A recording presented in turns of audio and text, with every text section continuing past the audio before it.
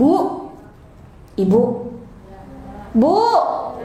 Nah, gitu dong, semangat. Ibu kalau dapat hadiah dari suami senang nggak, Bu? Suami kalau ngasih hadiah apa, Bu? Alhamdulillah, Allahu Akbar. Apalagi, Bu? Allahu Akbar, Alhamdulillah, Masya Allah. Ada lagi, Bu? Masya Allah, Robbi sayang banget, Bu, suaminya sama ibu. Pokoknya kalau suami kayak gitu dikekep aja, Bu, jangan dikasih keluar rumah. Nanti gak kerja ya? Gimana dong? Terus apalagi, Bu, hadiah yang pernah diberikan suami? Allahu Akbar. Ini suaminya pada soleh-soleh banget, Masya Allah. Saya doakan semua keluarganya sakinah, amin. Mawaddah, amin. Anak cucu keturunan semuanya soleh-solihah, Bu, amin. Ketemu lagi sama suami di surga, amin ya Allah. Bu, kalau kita ya dapat hadiah dari suami aja udah senengnya luar biasa. Hadiahnya mungkin cuma dibawa makan ke pecel lele, soto ayam gitu aja, itu aja udah happy-nya setengah ampun. Kebayang kalau ibu mendapatkan warisan 10 miliar. Maaf, bentar. Saya mau ngitung dulu nih, 10 miliar itu maaf, itu nolnya ada berapa? Karena biasanya di saldo saya nolnya paling maksimal cuma 6. Ibu kebayang kalau dapat warisan 10 M, ibu ini mau apa? Naik haji, Masya Allah. Umrah, Allahu Akbar. Bangun masjid, Allahu Akbar. Tahfiz Quran, ya Allah Robbi. Apalagi 10 M, Bu. Bikin masjid paling 2 M, 3 M. Tahfiz Quran 500 juta juga udah dapat satu rumah. Masih banyak duit ibu, dipakai buat apa lagi? Panti asuhan, apalagi? Ini doa loh, Bu. Doa. Orang tua dihajikan. Ayo, Bu, yang baik-baik keluarin lagi. Ini banyak malaikat, Bu. Allahu Akbar, rumah tahfiz yang banyak. Allah, mulia banget, Bu. Amin, amin, amin ya Allah. Semua doa-doa yang baik dari ibu-ibu tadi mudah-mudahan Allah kabulkan. Amin, karena Allah Maha Kaya. Jangan pernah mustahil kita punya uang 10 miliar di dalam rekening kita. Gak ada yang mustahil. Ibu-ibu tahu sahabat Rasul yang namanya Utsman bin Affan. Utsman bin Affan. Kenal ya, Bu? Ya. Utsman bin Affan itu, Bu, kalau Rasulullah Shallallahu Alaihi Wasallam mau jihad, mau perang, ya, itu Utsman bin Affan selalu menjadi salah satu sahabat yang terdepan untuk menginfakkan hartanya supaya Rasul dan para sahabat itu bisa berangkat perang. Karena kalau yang namanya kita mau berangkat perang, kan kita butuh kuda. Zaman dulu, kita butuh onta. Kita butuh persediaan makanan, kita butuh pedang, kita butuh tombak, kita butuh panah, kita butuh baju zirah, tameng. Itu kan biayanya gak sedikit. Utsman bin Affan sekali berinfak pada saat Rasulullah SAW mau jihad, ibu-ibu tahu berapa? Gak banyak, Bu. Cuma 400 perak. Ya bukanlah. 400 ribu. Ya bukan juga. 400 juta. Kecil amat. Emang berapa, 400 dinar. Dinar, Bu. Oke, sekarang kita hitung ya, Bu. Ibu-ibu kan pada punya HP ya. Kan ada kalkulatornya ya. Nah, coba kita hitung. Kalau kita rupiahkan, 400 dinar itu berapa rupiah, Bu? Dengan kurs sekarang. 1 dinar itu 4,25 gram emas. Nah, ibu-ibu pasti tahu berapa harga emas segram. Coba hitung. 400 dinar, 1 dinar 4,25 gram emas. Berapa sekali sedekah Utsman bin Affan untuk perjuangan dakwah Rasul? Siapa yang dapat jawabannya? 400 dinar, satu dinarnya 4,25 gram emas. Harga emas sekarang berapa, Bu? Udah lama gak beli emas. Tapi di rumah ada emas kan? Mungkin ada yang nama suaminya Mas Joko ya. Berapa, Bu? 1,6 miliar. Bu, Allahu Akbar. 1,6 M. Sekali dakwah, sekali infaknya Utsman bin Affan, Bu. Lah, Rasul kan perangnya berkali-kali, gak cuma sekali. Jadi kebayangkan, Bu, berapa uangnya Utsman bin Affan. Kalau sekali dakwahnya saja 1,6 M, uangnya 10 M gak? Ya pasti lebih lah dari itu. Allahu Akbar. Sudahlah orangnya solih. Salah satu sahabat Rasulullah Shallallahu Alaihi Wasallam yang dijamin masuk surga langsung dimention oleh Rasulullah Shallallahu Alaihi Wasallam. Sekalipun sudah dimention oleh Rasul, nggak membuat Utsman bin Affan kendor. Nyantai aja. Udah ada nama di situ, di pintu surga udah ada tulisan Utsman bin Affan gitu, udah ada. Tenang aja, aman, dunia terkendali. Semua sahabat tetap harap-harap cemas. Semua sahabat tetap takut. Masuk nggak ya nih? Masuk nggak ya nih? Akhirnya apa yang dilakukan? Sedekahnya nggak nanggung. Cuma 400 dinar sih. Tapi kalau dirupiahkan 1,6 M, maka hartanya pasti bermiliar-miliar. Ibu-ibu tahu Elon Musk? Nggak kenal ya, Bu? Elon Musk. Oh.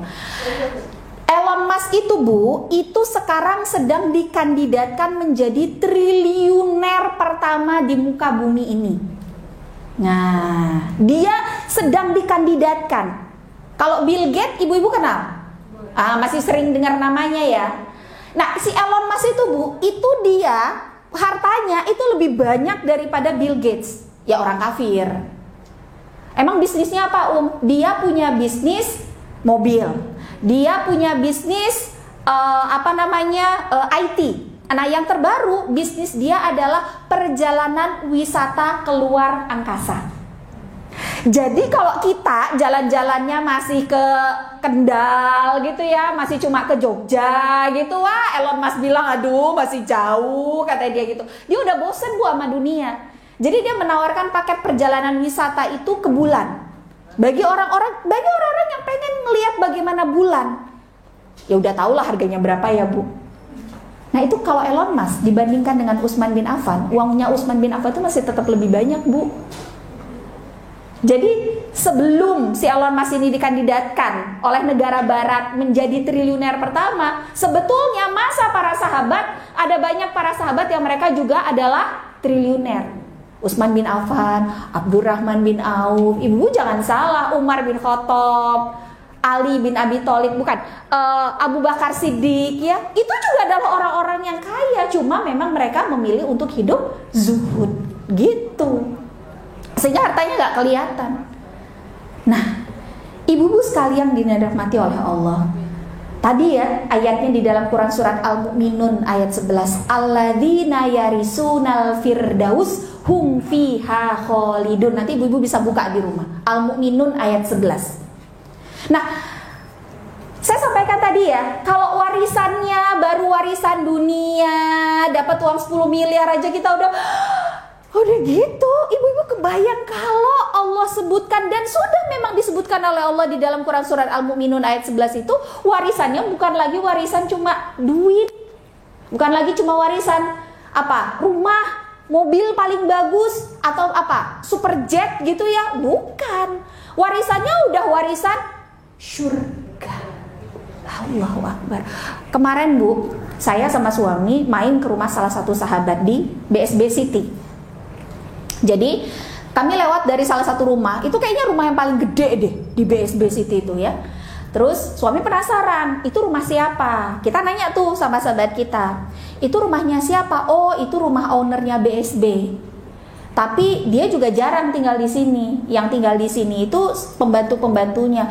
Itu ya, itu di belakang rumahnya itu ada danau buatan. Ya, yang ada angsanya gitu ya. Itu dia punya halaman sangat luas di belakang itu. Saya bilang sama suami gini, Di, segini ya nikmat dunia itu. Itu rasanya kita pengen, coba ya kalau kita punya rumah kayak gitu. Coba ya kalau kita punya danau buatan kayak gitu. Coba ya kalau kita punya bioskop sendiri di rumah, kita nggak perlu repot-repot nonton Rusa Rara ke bioskop gitu ya, boyong anak kita. Kenapa? Karena bioskopnya udah kita taruh di rumah kita. Kita nggak usah repot-repot harus ngantri swab PCR dan lain sebagainya karena kita punya pesawat pribadi. Segitu aja dunia udah bikin orang terlena. Gimana ya, Bi? Surga. Lebih nggak Bu kira-kira dari itu? Allahu Akbar. Tidak ada lagi sedih, nggak ada lagi marah, nggak ada lagi takut, nggak ada lagi cemas, nggak ada lagi dendam, nggak ada lagi khawatir. Yang ada cuma happiness alias bahagia. Sebagian orang Bu hanya memilih kehidupan dunia. Kalau ditanya, besar pengen jadi apa? Insinyur. Itu zaman dulu Bu. Kalau sekarang, anak muda ditanya, gede jadi pengen jadi apa? Ih, kok jawabannya tahu sih Bu Ibu? Jangan-jangan ada di antara anak-anak dan cucu-cucu kita yang punya cita-cita kayak gue, nauzubillah. Tapi kalau jadi youtuber kesolehan sih nggak apa-apa Bu, yang dia akan menginspirasi kebaikan buat orang. Anak saya juga youtuber Bu, sama. Dia punya satu channel YouTube sendiri, ibu-ibu boleh subscribe atau ikuti, namanya Cinta Quran TV. Nah, anak saya di situ ngisi kajian sejarah Islam setiap hari Kamis malam Jumat jam 8 sampai dengan jam 9 karena memang dia ahli di bidang sejarah Islam. Saya umi aja kalau nanya sejarah Islam yang lupa-lupa itu yang jadi Google berjalan saya dia. Jadi ibu-ibu boleh ikuti kajiannya setiap hari Kamis malam Jumat, namanya Ngobrol Sejarah Islam bersama Abang Alif gitu. Iya, hari Kamis malam Jumat jam 8 sampai dengan jam 9 di YouTube Cinta Quran TV. Di subscribe ya Bu, karena ini channel kebaikan. Semua orang pengen sukses. Gak ada orang yang hidupnya pengen belangsak ya Bu, gak ada. Semua orang pengen sukses. Kalau ditanya pengen gaji besar atau pengen gak digaji, ya pastilah orang kita capek kerja, masa gajinya gak gede sih? Bahkan kita rela untuk pindah-pindah kantor ketika kantor yang baru menawarkan gaji yang lebih besar kan gitu ya Bu, atau tunjangan yang lebih besar atau fasilitas yang lebih besar gitu. Kita rela untuk pindah-pindah alias jadi kutu loncat. Dan sekarang banyak banget, terutama anak muda biasanya. Karena mereka, kalau anak muda itu kan masih mencari ya Bu, dan masih sendirian. Jadi istilah kata buntutnya di belakang belum banyak gitu. Ya kalau dia pindah-pindah pun nggak masalah. Tapi kalau udah menikah itu biasanya udah lebih sulit untuk memutuskan mau keluar dari pekerjaan. Semua orang pengen gaji besar. Kalau orang ditanya, nggak ada yang kepengen hidupnya nggak punya. Semua orang pasti pengen punya banyak harta. Ibu-ibu di sini pengen punya harta yang banyak. Amin ya Allah. Siapa sih nggak kepengen jadi orang yang pinter? Semua kepengen? Iya.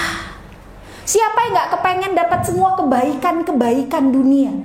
Rezeki, keturunan, suami atau istri, rumah yang bagus, kendaraan yang layak, yang enak, yang adem, yang begitu kita masuk langsung bawaannya pengen tidur ya. Nama baik, kalau sekarang tuh namanya popularitas gitu. Jadi selebgram, influencer gitu ya. Nah itu masuk di sini. Siapa sih nggak kepengen punya ini? Tapi hanya sedikit orang yang berpikir tentang yang ini Bu. Hampir semua orang berpikir tentang yang part ini Bu, bagian ini yang hijau ini Bu. Tapi kalau bagian yang ini bicara soal bahagia. Ibu-ibu tahu Korea Selatan kan? Sekarang kan lagi, anak muda kan lagi gandrung banget ya Bu, sama Korea Selatan, sama drama Korea, sama musik-musik yang berasal dari Korea. Ada banyak sekali artis-artis Korea Selatan yang hidupnya berakhir dengan bunuh diri. Korea Selatan itu menjadi salah satu negara dengan tingkat bunuh diri tertinggi di dunia Bu saat ini. Ada banyak cara mereka bunuh diri. Duit ada Bu. Yang bunuh diri bukan orang yang jelek Bu, cakep, wajahnya mulus. Kalau kita mah udah ada flek hitam nih kayak saya, udah ada keriput, ini mah mukanya mulus banget, halus Bu. Yang kalau ada lalat di sini, lalatnya bisa kepleset. Allahu Rabbi.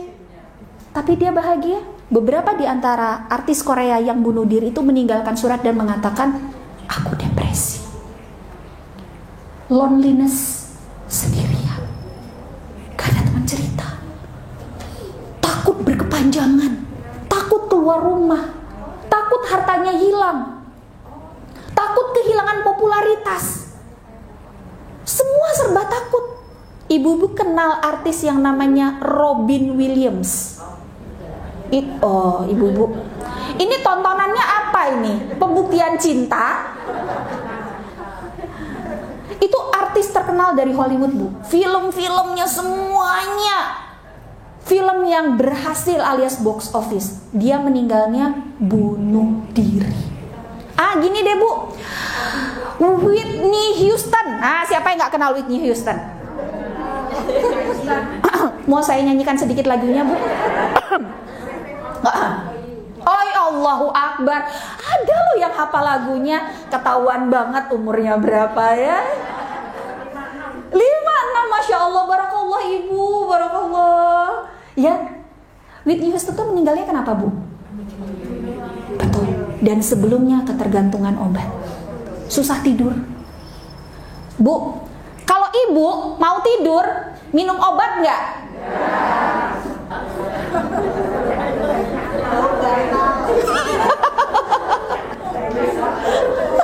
Kalau orang bilang apa Bu? Pelor gitu ya? Itu baru yang di tempat tidur. Naik angkot, tidur. Kan ya? Jangan-jangan ada yang pas dibonceng suami naik motor tuh juga gitu ya? Ada nggak? Enggak, jangan dong ya, enggak dong. Ya, apa sih yang nggak punya oleh Whitney Houston atau mungkin Michael Jackson Bu? Ya, Allah Ibu, rumahnya udah kayak satu kawasan sendiri. Itu kayaknya BSB City itu punyanya Michael Jackson sendiri gitu loh Bu, kira-kira kayak gitu. Tapi dia nggak bahagia. Duit banyak, istri cantik, suami ganteng, anak-anak cakep, terkenal, mau pergi kemana aja bisa, tapi ternyata nggak bahagia. Apalagi orang tidak pernah berpikir tentang tabungan akhirat, berpikirnya hanya tentang tabungan dunia. Orang tidak berpikir tentang bagaimana memperbanyak amal-amal solih, tapi hanya berpikir tentang bagaimana memperbanyak pundi-pundi tabungan dunia. Orang tidak bicara tentang kesolihan zaman sekarang, tapi hanya bicara tentang bagaimana menjadi orang-orang terkenal, punya nama, dipuji-puji. Itu yang penting. Orang tidak bicara tentang kebaikan-kebaikan akhirat, tapi hanya fokus tentang bagaimana mendapatkan dunia. Next. Ibu-ibu solihah yang dimuliakan oleh Allah. Next. Cukup. Pilih ini. Dunia sengsara, akhirat neraka. Siapa yang mau? Sama Bu, saya juga ogah. 2. Ibu mau pilih ini. Dunianya happy, akhiratnya nauzubillah min zalik. Ada yang mau? Yang ketiga deh. Kalau ini? Dunianya sengsara, tapi akhiratnya happy banget Bu. Ibu mau pilih yang ini? Ibu jadi punya apa satu enggak, dua enggak, tiga enggak, semua enggak.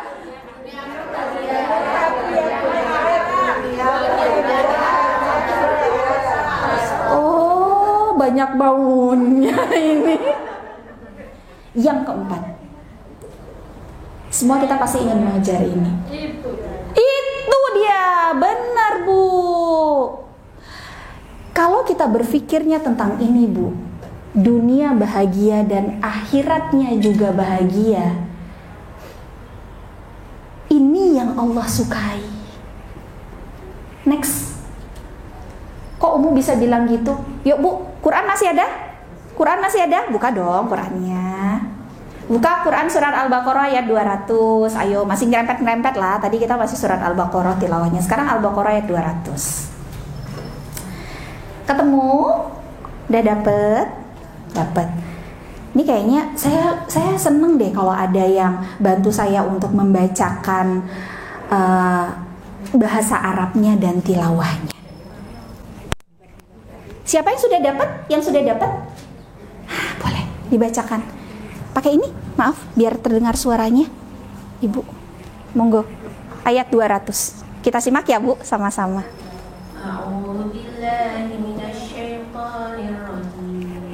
Bismillahirrahmanirrahim. Fa idza qadaytum manasikakum fadhkurullaha kadzikrikum aba'ukum aw ashadda dzikra wa minan nasi man yaqulu rabbana atina fid dunya wa ma lahu fil akhirati min khalaq. Shadaqallahul azim. Terjemahannya Bu sekalian. Apabila kamu telah menyelesaikan ibadah haji, maka berzikirlah kepada Allah sebagaimana kamu menyebut-nyebut nenek moyang kamu. Bahkan berzikirlah lebih dari itu. Maka di antara manusia ada yang berdoa, ya Tuhan kami, berilah kami kebaikan di dunia dan di akhirat. Dan di dunia saja memperoleh bagian apapun. Robbana atina fid dunya. Jadi ya Allah, berikanlah kami di dunia itu kebaikan. Wa ma lahu fil akhirati min khalaq, dan mereka di akhirat nanti min khalaq. Jazakillah khair ya Bu. Nah, Allah itu ya Bu sampai membukukannya di dalam Al-Qur'an. Berarti ini adalah peringatan besar buat kita, di mana Allah Subhanahu wa taala mengatakan faminan nasi may yaqulu rabbana atina fid dunya. Di antara manusia ada nanti orang-orang yang akan mengatakan, mereka akan ngomong kayak gini Bu, di antara semua manusia gitu ya, nanti akan ada golongan orang-orang yang akan bilang apa? Rabbana atina fid dunya. Ya Allah, berikanlah kami dunia. Ya Allah, kasih kami dunia. Ya Allah, kami pengen dunia.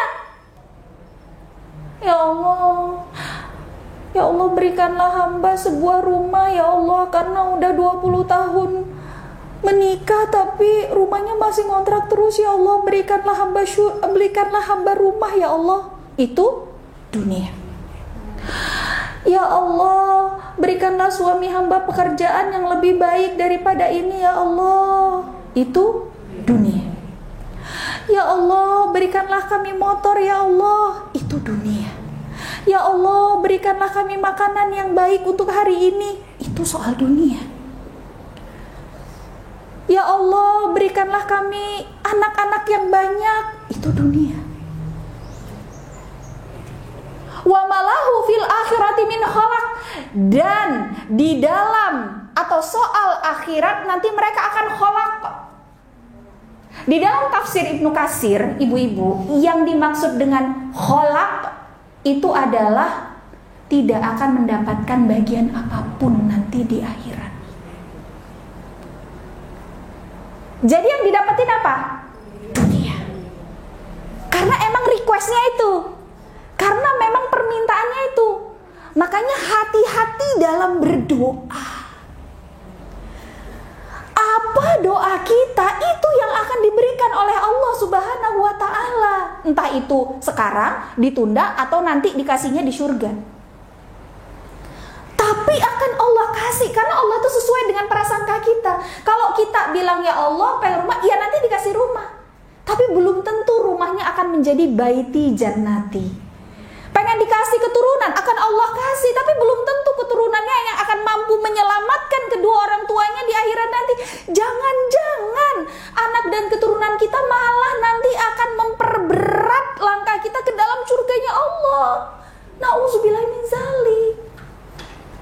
Jadi akan ada golongan orang yang kayak gini. Yang golongan keberapa tadi? 3. Di dunianya bahagia, akhiratnya sengsara. Tuh, Allah mention dari 1400 tahun yang lalu, Bu. Ada nih golongan manusia yang kayak gini dan sekarang banyak. Dan nauzubillah min zalik, Bu. Sekarang ada banyak orang yang menjual agama demi dunia. Allahu Akbar. Nih, Bu. Nah, ini adalah peringatan. Kata Allah, jangan sampai kalian tergolong dengan orang-orang yang kayak gini, jadi orang-orang yang begini. Nah, kita lanjutkan ayatnya 201. Allah katakan apa? Wa minhum may yaqulu rabbana. Lanjut, Bu.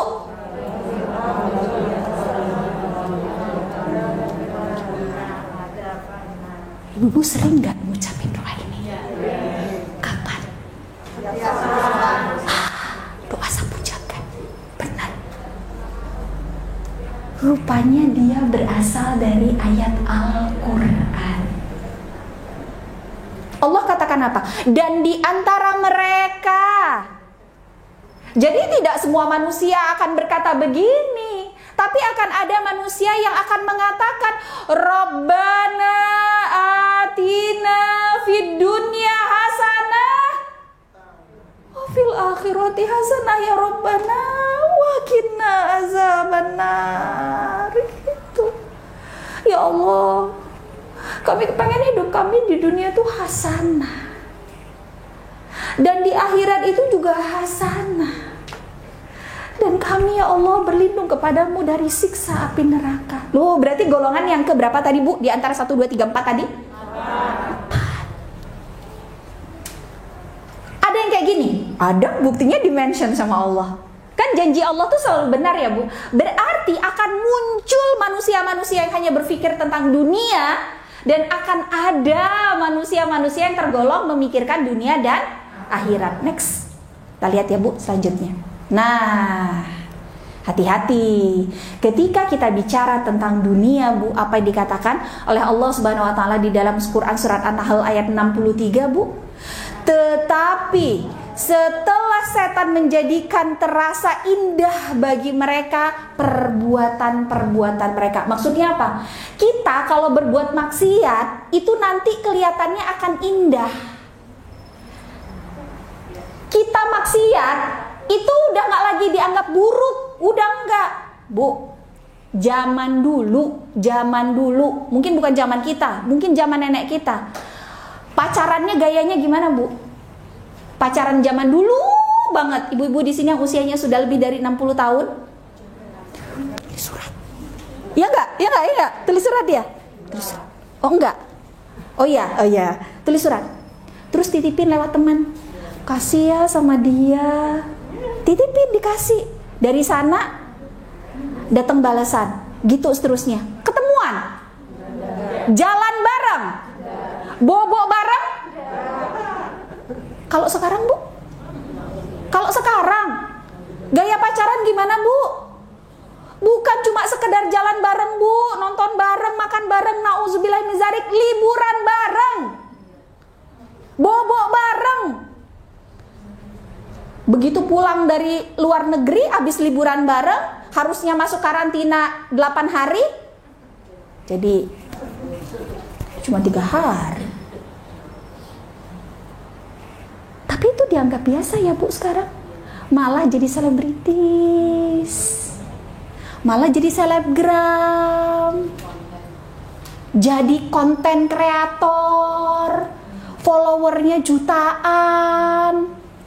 Bu, ketika anak-anak muda terinspirasi sama mereka, kira-kira jadi apa anak keturunan kita? Ngeliat yang kayak gini, Bu, bahwa lucu ya pacaran kayak gitu, asik deh kayaknya.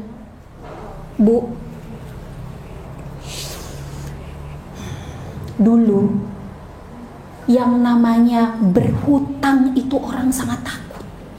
Coba deh tanya nenek-nenek kita dulu, kakek-kakek kita dulu, pada berani nggak ngutang? Rata-rata nggak. Takut, udah hidup seadanya aja, ada-adanya segini, udah segini aja gitu. Tapi sekarang nggak ngutang, nggak keren loh. 1 jam cair tanpa pinjaman, tanpa antri, tanpa bunga, nggak ada. Tanpa apa lagi? Tanpa agunan, terus tanpa apa lagi? Tanpa perlu diketahui oleh suami. Jangan ya, Bu, nggak boleh ya. Sekarang, Bu, bukan hanya pinjaman offline, tapi sekarang juga kita nggak perlu keluar rumah kita. Istilah kata gini, dulu kalau kita mau pinjam, kita harus datang ke bank mungkin gitu ya, atau datang kemana lagi itu ya. Pokoknya tempat pinjaman offline. Kalau sekarang nggak perlu ada tetangga yang tahu, dari rumah, pakai HP. Ibu tahu ada berapa transaksi pinjaman online di Indonesia? Sampai beberapa hari kemarin sudah tembus di angka 16 triliun rupiah omset transaksi. Itu baru yang terdeteksi, belum lagi pinjol-pinjol ilegal. Kan banyak ketangkap ya, Bu, belakang ini ya, pinjol ilegal yang setiap hari bunganya naik 1%, gila itu saya bilang. Benar, Bu, itu benar-benar itu. Tapi itu banyak juga yang ikut terjadi dalamnya. Dulu hutang adalah sesuatu yang memalukan, tapi sekarang hutang sudah menjadi lifestyle. Dulu pacaran orang sangat takut, tapi sekarang semua orang berlomba-lomba untuk mengikuti cara pacarannya para selebgram. Dulu orang paling takut, Bu, joget-joget di hadapan orang lain. Kalau sekarang HP, mana HP saya? Oh, ini. Semua orang joget, Bu. Dan itu mendatangkan cuan. Jadi semua orang mengejar itu. Itulah yang namanya tipu daya setan. Mengelabui mata kita, sesuatu yang maksiat itu dibalut dengan sebuah keindahan sehingga terlihat itu sangat menarik. Padahal itu setan gitu. Padahal itu maksiat. Dan itu yang sekarang ada di tengah-tengah kita. Nah, salah satu tipu daya setan itu adalah kata-kata mendingan. Next. Nah, nih contohnya nih, Bu. Ini tipu daya setan nih, Bu. Hati-hati kita. Mendingan mana? Jadi karyawan produktif tapi gak rajin sholat, daripada kamu gitu gak produktif. Kalau istilah kata bahasa Inggris mah gak perform gitu ya, tapi sholatnya nomor 1. Mendingan mana? Kita bilang nggak ada yang mendingan, ya secara teori begitu, tapi prakteknya mendingan aku nggak pakai kerudung tapi ngomongin orang, daripada situ pakai kerudung tapi ngomongin orang, munafik. Bu, kerudung disalahkan.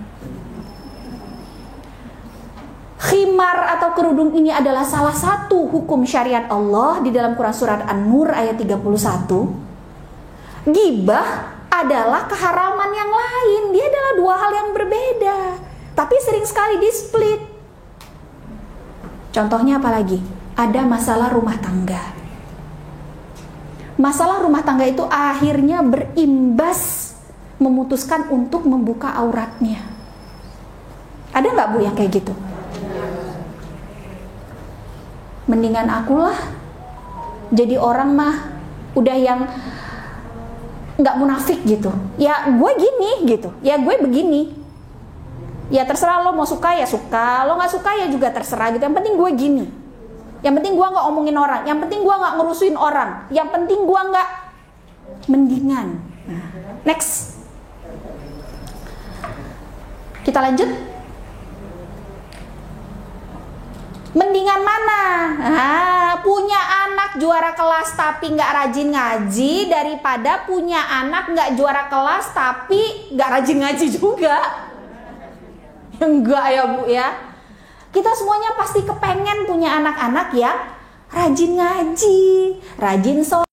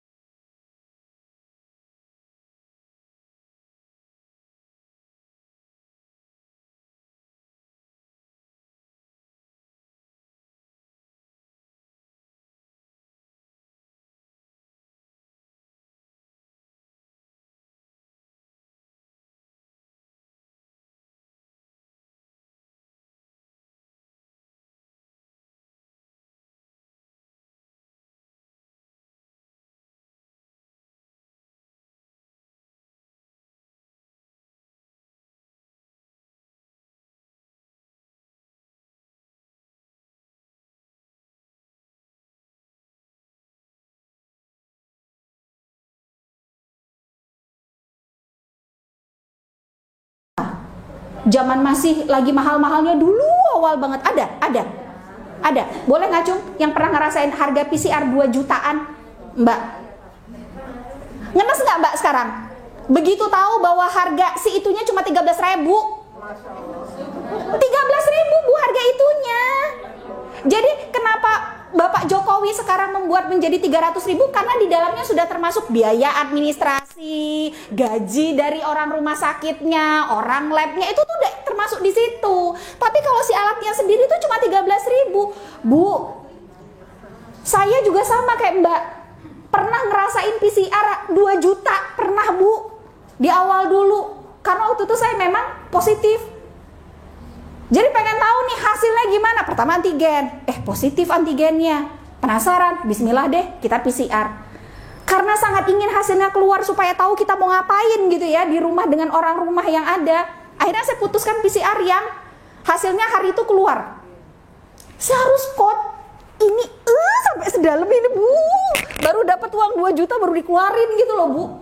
Terus sekarang tahu bahwa harga ininya cuma 13.000. Ya Allah Bu, saya tadinya pengen garuk dinding tapi sayangnya di rumah dinding baru dicat. Allahu Akbar Bu, ya Allah Robbi. Di tengah rakyat yang sedang menderita, di tengah rakyat yang sedang kesusahan, kok ya tega-teganya sih? Allahu Akbar. Ketika kita diminta untuk memilih antara satu kemaksiatan dengan kemaksiatan yang lain, kita tidak boleh memilih keduanya. Ini maksiat Bu, yang ini Bu, yang saya tunjuk. Yang ini juga maksiat Bu. Walaupun ada ujung ininya ataupun awal ininya Bu, ini tetap maksiat. Sehingga tidak boleh ada kata ini. Jadi gak boleh ada kata mendingan aku sholat subuh tapi gak sholat Jumat daripada kamu. Gak sholat subuh dan gak sholat Jumat. Dua-duanya salah. Yang satu sholat subuh tapi gak sholat Jumat. Lah sholat Jumat kan wajib bagi laki-laki. Ini ngomong laki-laki. Yang satu bilang daripada kamu gak sholat subuh gak sholat Jumat. Dua-duanya salah. Gak boleh dipilih. Tidak boleh ada kata mendingan. Ini catatan. Tidak boleh ada kata mendingan pada hal-hal yang sifatnya wajib. Gak boleh ada kata mendingan. Jadi wajib itu dia gak boleh dipilih satu, yang satu gak dikerjain. Gak boleh. Semua harus dikerjain. Mendingan aku pakai kerudung tapi ngomongin orang daripada kamu gak pakai kerudung tapi gak ngomongin orang. Itu gak boleh pakai kata mendingan. Kata mendingan itu boleh kita gunakan pada hal-hal yang sifatnya sunnah.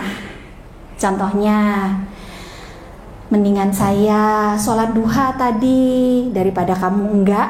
Nah, misalnya ini penempatan kalimat aja ya Bu ya. Nah, itu baru betul.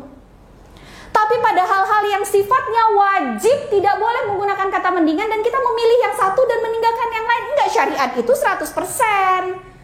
Makanya kenapa Allah Subhanahu wa taala mengatakan ya ayyuhalladzina amanu dkhulu fisilmi kafah. Masuk Islam itu nggak boleh separuh-separuh, nggak boleh pilih cuma sholat doang, zakat doang, haji doang gitu ya. Tapi tidak memilih sistem hukum Islam.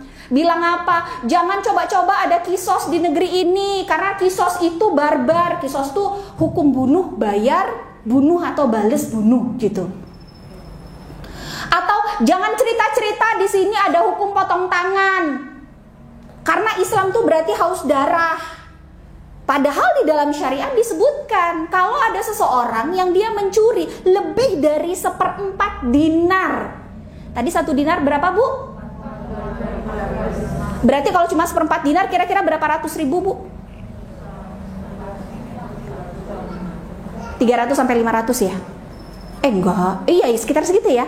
Kan 1/4 kira-kira berarti 1 gram kan gitu ya. Sekitar 800 lah ya, lebih kurang lah. Berarti kalau ada orang yang mencuri lebih dari 800.000 rupiah bukan untuk hal-hal kelangsungan hidup. Contohnya apa? Udah gak makan seminggu, terus dia cuma nyuri beras segenggam untuk makan dia hari ini, maka dia gak dihukum potong tangan. Nanti yang akan ditanya oleh Allah adalah pemimpinnya. Loh, ini gimana ceritanya ada rakyatmu yang masih sengsara nggak makan kayak gini, mati kelaparan kayak gini. Nah itu ditanya. Lah sekarang yang korupsi 800.000 Bu. Ya Allah Robbi. Jadi nggak boleh ada kata mendingan nih. Kalau kebaikan 2 atau lebih pilih semuanya. Jangan biarkan ada kata-kata yang gak baik di dalamnya, atau jangan biarkan berkumpul dengan kemaksiatan. Udah, yang wajib ketemu yang wajib, lakukan. Next. Atau apa lagi? Nih. Dah. Jadi gak boleh pakai kata mendingan pada hal-hal yang sifatnya nah itu catatannya. Nih Bu, itulah yang disebut sebagai think both. Apa itu artinya think both? Think both itu artinya berpikir tentang dua hal secara bersama-sama sekaligus. Nah, itu biasanya perempuan lebih mudah, Bu, daripada laki-laki. Ya nggak, Bu? Contohnya, Bu, apa? Bener banget, Bu. Ada yang dia nyuci sambil masak, sambil gendong si bungsu, sambil ngomelin yang sulung gitu ya, Bu ya. Ada yang dia bisa sambil nyuci piring gitu ya, sambil ngomelin suaminya juga ada gitu ya. Jadi itu yang namanya berpikir tentang dua hal atau lebih secara sekaligus. Dan Islam memerintahkan kita, baik laki-laki maupun perempuan, untuk selalu berpikir dengan konsep ini, Bu. Jadi jangan berpikir tentang satu hal, ya udah deh, aku mah sholat aja. Jangan. Kita harus berpikir, sholat dibenerin, tilawahnya dibenerin, sedekahnya dibanyakin, senyum diseringin, gitu ya.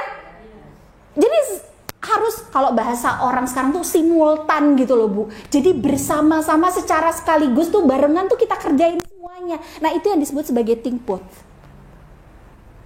Jadi nggak ada yang aku mah ini dulu deh, jadi orang bener dulu aja baru benerin orang lain. Nggak boleh. Aku mah di rumah aja masih banyak masalah. Maaf ya, saya pakai mah soalnya dari Bogor. Bukan berarti saya sakit mah, bukan ya. Aku ini pengen benerin keluarga dulu aja deh, baru benerin orang lain. Gak boleh, Bu, kayak gitu. Kita harus memperbaiki keluarga sambil kita tetap keluar untuk ngajakin orang lain untuk jadi solih bersama-sama dengan kita. Nah, itu yang disebut sebagai think both. Kenapa? Karena kita tidak tahu dari mana jalan-jalan surga itu akan kita dapatkan. Kita tidak tahu. Jangan-jangan dari amal yang receh yang tadinya tidak kita hitung, yang mungkin cuma kita kerjakan 1 kali atau 2 kali seumur hidup kita, itulah ternyata jalan menuju surga kita.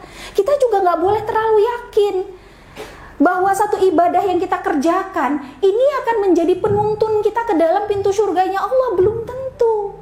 Karena kita tidak tahu, maka yang harus kita lakukan adalah melakukan semuanya secara simultan itu tadi, barengan. Sholat benerin, pada saat yang sama tilawah benerin, ikut tahsin dan lain sebagainya. Masya Allah. Kajian dijabanin, memperbaiki hubungan dengan suami diperbaiki, mendidik anak dibenerin lagi, hubungan sama orang tua dan mertua dinaikin lagi, jadi tetangga yang baik dikencengin lagi, semuanya dilakukan. Nah, bagaimana kemudian kita menjadi orang-orang yang bisa melakukan ini? Nah, ini yang pertama. Supaya kita bisa menjadi orang-orang yang bisa mikir dan bisa melakukan banyak amal-amal soleh secara sekaligus tadi, kunci pertamanya adalah kembalikan kepada Islam. Next.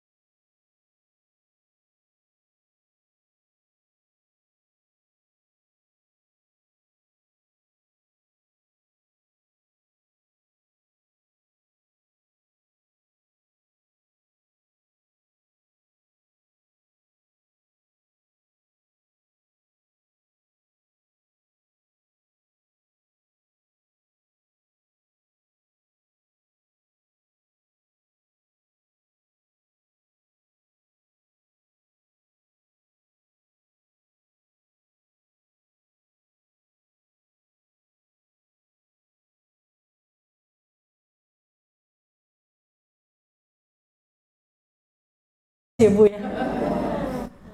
Yang tilawahnya mungkin hanya 1 hari setengah juz, bisa tiba-tiba jadi 3 juz.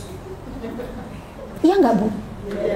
Yang tadinya kita sedekahnya hanya 10.000, tiba-tiba bisa jadi 10 juta. Kenapa? Kita berharap pertolongan Allah datang. Dengan semakin banyak mencari muka di hadapan Allah, kan gitu ya. Tapi kalau kita lagi nggak ada masalah, maka amal kita down. Maka ketika kita lagi ada masalah, hal pertama yang harus kita lakukan adalah syukur dulu Bu sama Allah. Ya Allah makasih ya, udah bikin aku jadi amalnya banyak.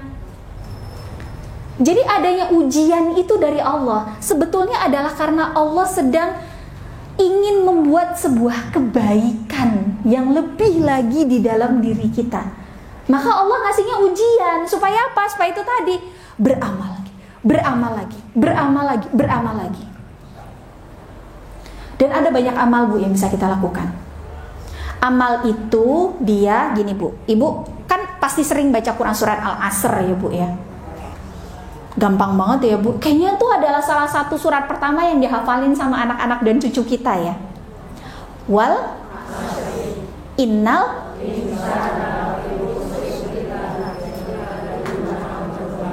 watawa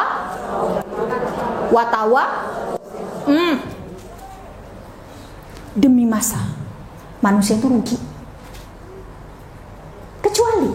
Nah, jadi Allah itu udah kasih tahu dan wanti-wanti, hati-hati, rugi nanti kalian.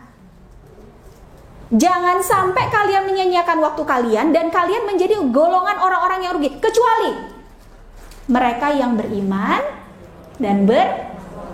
dan saling mengingatkan di dalam kebenaran dan kesabaran. Bu, ayat ini membagi manusia lagi menjadi 2 golongan, atau menjadi amal manusia menjadi 2 golongan. Amalnya beriman dan beramal solih. Yang kedua, saling mengingatkan di dalam kebenaran dan kesabaran. Kita pisah jadi 2, beriman dan beramal solih. Iman itu hubungan kita sama Allah, bener nggak Bu? Iman kita bisa dipengaruhi nggak sama orang lain? Enggak. Itu pilihan prerogatif kita. Buktinya Ustadz Felix Siau, beliau muslim, ayah beliau, ibu beliau, saudara-saudara beliau sampai sekarang masih kafir. Alhamdulillah sudah ada satu abang beliau yang juga menjadi seorang mu'alaf. Masya Allah. Umi Irana Handono, Masya Allah Bu, saya dan suami dekat sekali dengan beliau. Mohon doa ya Bu untuk pesantren mu'alafah yang ada di Bogor, kebetulan dekat dengan rumah kami. Sedang sangat butuh banget perhatian dan bantuan kita semua. Itu Umi Irana Handono, saya tanya, Umi bersaudara berapa orang? Umi bersaudara 5 orang. Umi anak bungsu, perempuan sendiri. Abang Umi 4 laki-laki. Ada yang masuk Islam kayak Umi? Enggak, Umi sendiri. Keimanan itu urusan manusia dengan Allah saja. Beramal solih. Nah tadi kan beriman dan beramal solih kan gitu ya. Yang kedua yang amal solihnya. Yang amal solih ini itu juga tentang kita dan Allah saja. Sholat, puasa, zakat, haji gitu ya, dan lain sebagainya. Itu tuh hubungan kita dengan Allah saja. Jadi beriman dan beramal soleh itu dia bicara tentang amal diri sendiri. Nah, tapi kerennya Islam bukan agama egois. Islam tuh agama yang sangat sosial banget. Tadi berikutnya, ilaladina amanu amilus solihati watawasobil haq watawasobil sobar.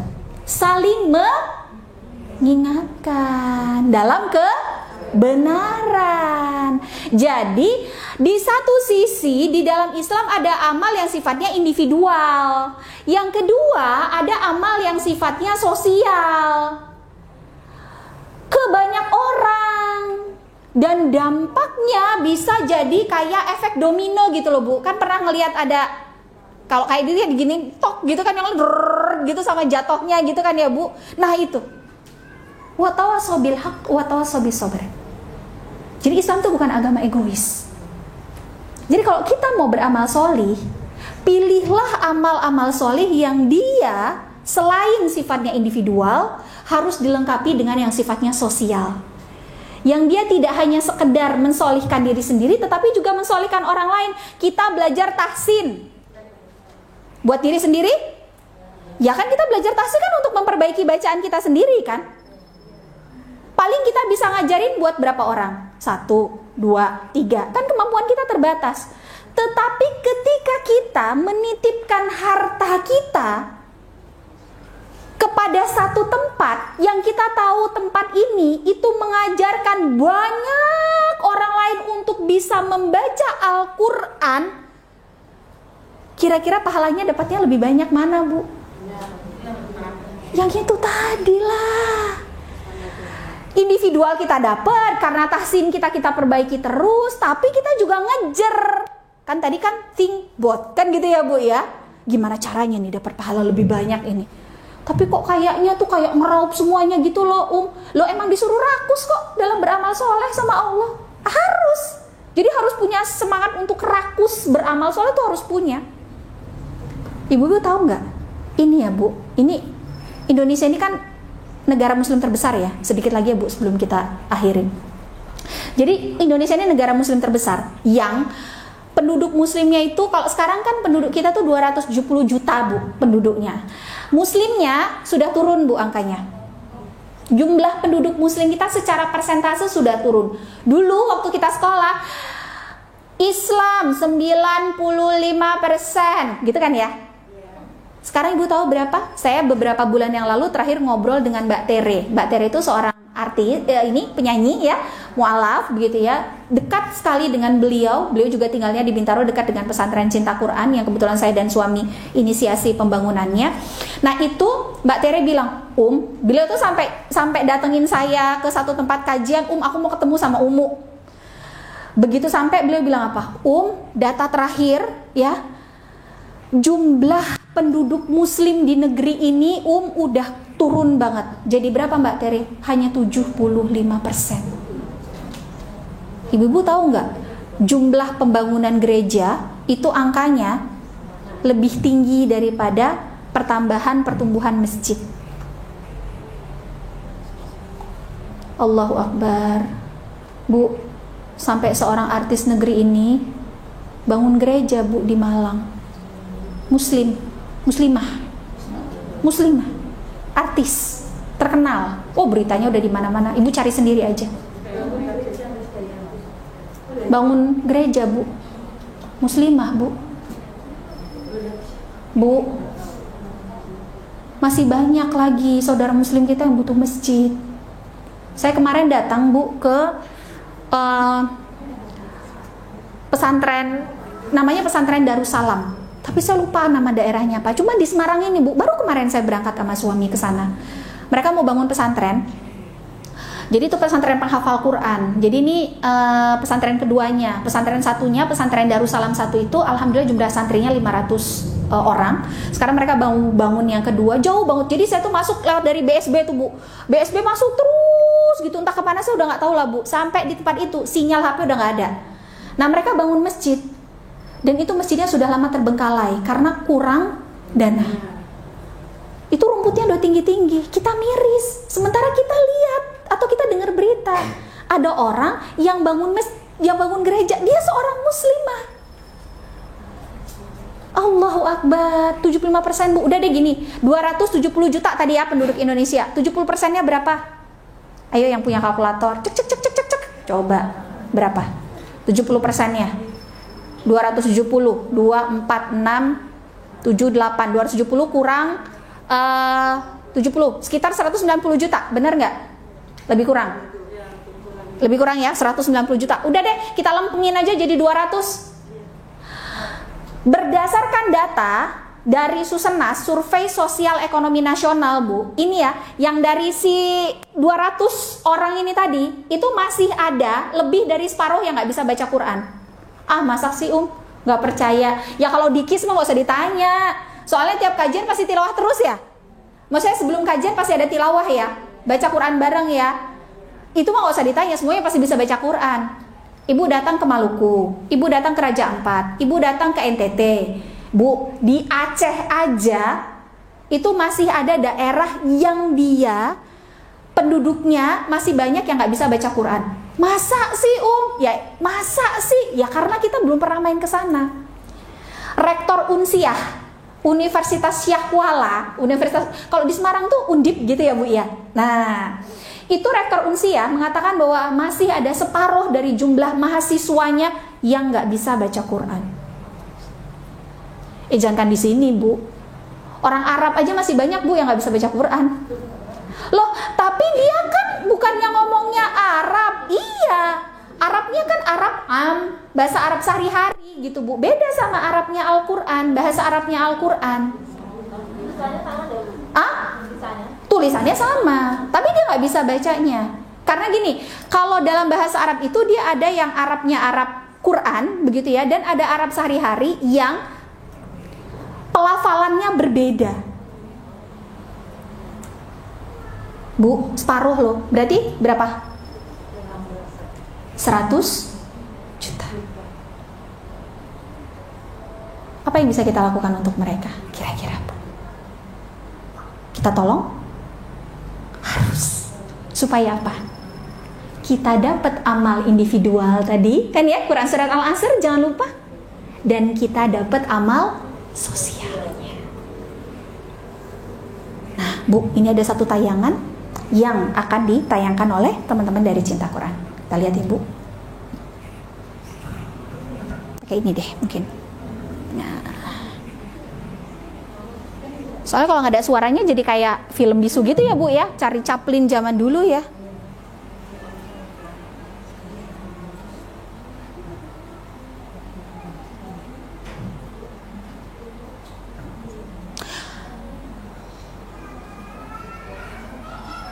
Kasihan Bu, ini ya Bu, jadi Cinta Quran itu pernah datang ke Raja Ampat bareng sama Mas Ari Untung sama Mbak Venita Ari. Jadi Masya Allah mereka berdua itu sepasang suami istri yang luar biasa banget Bu, support banget untuk dakwah. Jadi saya dan suami itu beberapa kali safar dengan Mas Ari dan Mbak Venita, kami ke Raja Ampat. Nah kita lihat dulu ya.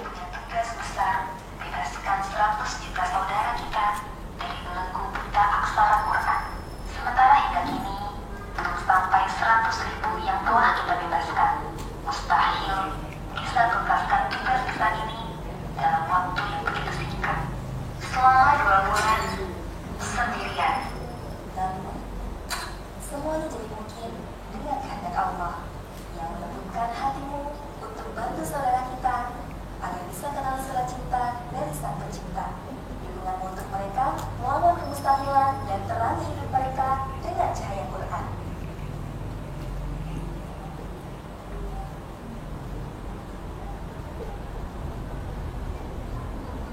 Nah, Ibu-ibu tahu itu ada di mana tadi posisinya? Ada di Raja Ampat. Yang orang mau bisa baca Qurannya Bu, itu ada ibu-ibu yang dia naik perahu 2 jam dari pulau di mana dia tinggal. Jadi karena di Raja Ampat itu kan pulau-pulau gitu ya Bu ya. Nah di situ itu ada ibu-ibu yang dia butuh waktu 2 jam sekali jalan. Jadi naik perahu dari pulau kecilnya sampai ke tempat di mana si pelatihan baca Quran ini ada. 2 jam dia jalan, buat apa? Buat dia bisa tahu apa yang namanya huruf hijaiyah dan bentuk huruf hijaiyah itu kayak gimana. Karena dia nggak pernah lihat huruf hijaiyah itu kayak gimana. Saya pengen tahu hijaiyah itu kayak gimana sih bentuknya. Kho, so, do, ya, ka, la. Saya nggak tahu bentuknya, saya mau tahu. Nah, itu yang di Raja Ampat. Itu tadi Bu, di antara video yang ditayangkan tadi itu ada yang sedang berada di penjara. Jadi kita Bu, itu bukan cuma sekedar bantu saudara muslim kita yang dia hidup di udara bebas, tapi saudara-saudara muslim dan muslimah kita yang sekarang mereka lagi ada di dalam penjara pun kita tolong lewat Indonesia Bisa Baca Quran. Nah ini amal sosial, salah satu amal sosial yang bisa kita lakukan untuk bantu saudara-saudara muslim kita. Tapi kayaknya berat deh. Bu, gampang banget. Sangat ringan amalnya. Cuma dengan 100.000 rupiah saja, Ibu.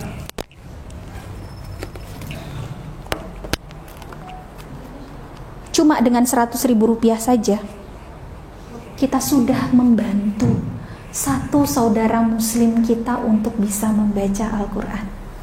Ibu ngiler gak kira-kira sama pahalanya?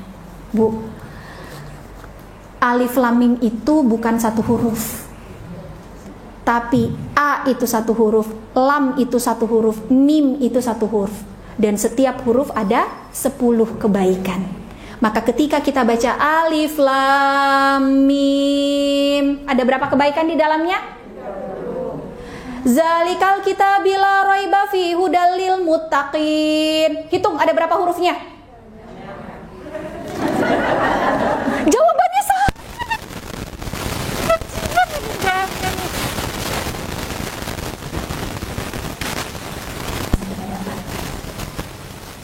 Kita baca, orang lain yang kita tolong untuk bisa baca Quran, dia nolong orang lain lagi bisa baca, dia nolong lagi, dia nolong lagi, dia nolong lagi, dia nolong lagi. Dan ingat-ingat apa yang disampaikan oleh Rasulullah SAW. Ya, Iqra'ul Quran, kata Allah. Baca Quran. Baik kalian membaca sendiri atau kalian membantu orang lain untuk bisa membaca Al-Quran, baca Quran. Karena dia nanti kelak di yaumil qiyamah akan menjadi penolong bagi kalian, kata Allah Subhanahu wa taala. Kata Rasulullah SAW, ya, dia akan menjadi penolong bagi kalian nanti di yaumil qiyamah. Kita baca, orang lain baca, karena kita akan mendapatkan pahalanya. Saya mau bantu gimana caranya? Saya mau punya amal sosial ini karena saya pengen mewujudkan apa yang Allah bilang di dalam Quran surat Al-Asr itu tadi loh, gimana caranya? Udah Bu, ya ini aja nih, adalah berbulu domba, nggak akan kelihatan. Tapi kalau sudah ada cahaya di tempat itu, yaitu cahaya Quran, maka akan bisa dibedakan mana orang kafir, mana orang munafik, mana orang beriman. Itu akan memudahkan bagi saudara-saudara muslim kita. Ibu-ibu yang sudah berinfak, alhamdulillah.